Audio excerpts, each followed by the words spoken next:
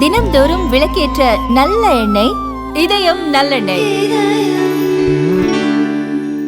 2026 FIFA உலகக்கோப்பை இறுதிப் போட்டியில் அர்ஜென்டினாவும் ஸ்பெயினும் மோதவிருக்கும் நிலையில் இந்த இரு அணிகளின் நட்சத்திர வீரர்களான அர்ஜென்டினாவின் லயனல் மெஸ்ஸியும் ஸ்பெயின் அணியின் லைமன் யமாலும் 19 ஆண்டுகளுக்கு முன்பு அவர்கள் இருவரும் சேர்ந்து எடுத்துக்கொண்ட ஒரு நிகழ்ச்சியான புகைப்படம் தற்போது இணையத்தில் பரவி வருகிறது.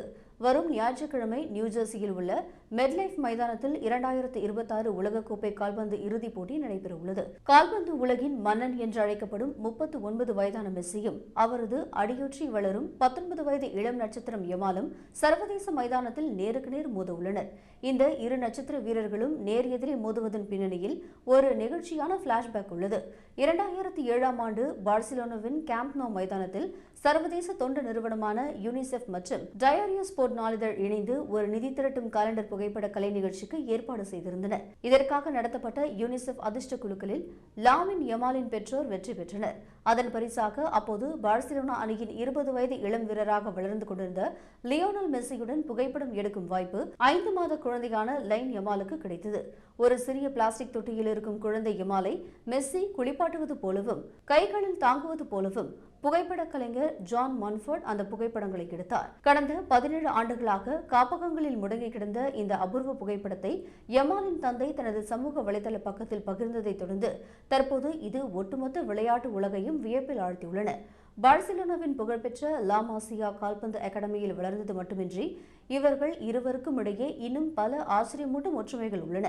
மெஸ்ஸி தனது 18 வயது 11 மாதங்களில் அர்ஜென்டினா அணிக்காக 19ஆம் எண் ஜெர்சி அணிந்து தனது முதல் உலகக்கோப்பை கோலை அடித்தார். அதேபோல ஸ்பெயின் அணியின் லாமின் யமாலும் தனது 18 வயது 11 மாதங்களில் 19ஆம் எண் ஜெர்சியுடன் தனது முதல் உலகக்கோப்பை கோலை அடித்து அச்சு அசலாக மெஸ்ஸியின் சாதனையை மறுபதிவு செய்துள்ளார். மைதானத்திற்கு வெளியே குழந்தைகளுக்கான நல்வாழ்வு பணிகளிலும் இவர்கள் இருவரும் கைகோர்த்துள்ளனர். மெஸ்ஸி கடந்த 15 ஆண்டுகளுக்கு மேலாக யூனிசெஃப் உலகளாவிய தூதராக செயல்பட்டு வரும் நிலையில் சமீபத்தில் லாமின் யமாலும் யூனிசெஃப் அமைப்பின் புதிய தூதராக அதிகாரப்பூர்வமாக இணைந்துள்ளார். 19 ஆண்டுகளுக்கு முன்பு எந்த தொண்டு நிறுவனம் இவர்களை இணைத்ததோ அதே காரணத்திற்காக இருவரும் இன்று உலக குழந்தைகளுக்காக குரல் கொடுத்து வருகின்றனர்.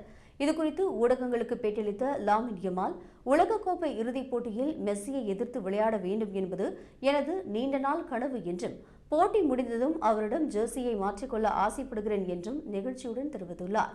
அதேபோல மெஸ்ஸியும் பல நேர்காணல்களில் யமாலின் ஆட்டம் தனது இளம் வயது ஆட்டத்தை நினைவூட்டுவதாக பாராட்டியுள்ளார்.